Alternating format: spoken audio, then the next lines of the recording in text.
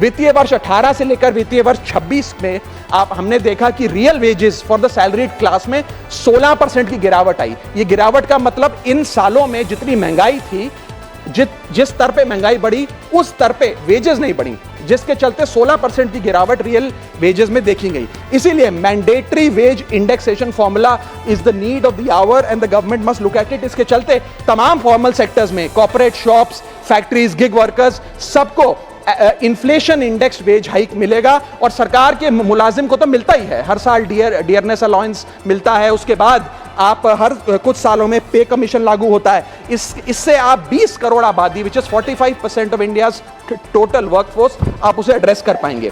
Sir, इसी के साथ साथ मैं बताना चाहता हूं कि दुनिया के कई देशों में यह पहले से ही लागू है। यूएस के अंदर COLA, cost of living adjustment system लागू है, जिसके अंदर एनुअल और ऑटोमेटिक रिवीजन होता है।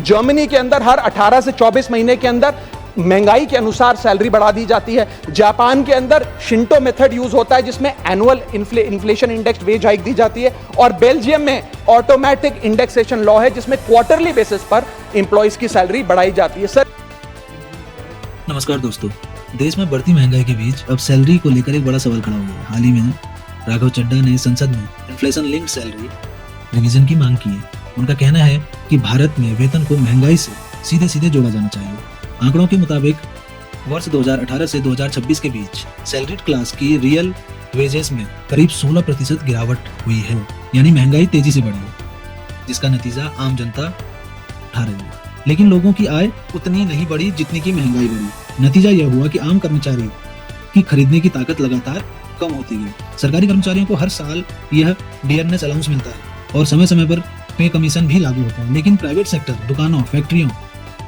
और गिग वर्कर्स के लिए ऐसी कोई भी स्थायी व्यवस्था नहीं है। अगर सैलरी को महंगाई से जोड़ने वाला कानून लागू होता है तो देश में करीब 20 करोड़ कर्मचारी, यानी लगभग 45% वर्कफोर्स को सीधा सीधा इसका फायदा मिल सकता है। दुनिया के कई देशों में यह व्यवस्था पहले से मौजूद है, जैसे यूएस में cost of living adjustment, Germany में महंगाई के अनुसार वेतन बढ़ाने की व्यवस्था, जापान में शिंटो मेथड और बेल्जियम में ऑटोमेटिक इंडेक्सेशन कानून लागू है। ऐसे में यह सवाल सामने आता है, क्या भारत में भी कर्मचारियों की सैलरी को महंगाई से जोड़ने का समय आ गया है? दोस्तों, आप इस मुद्दे पर क्या सोचते हैं? अपनी राय जरूर दें।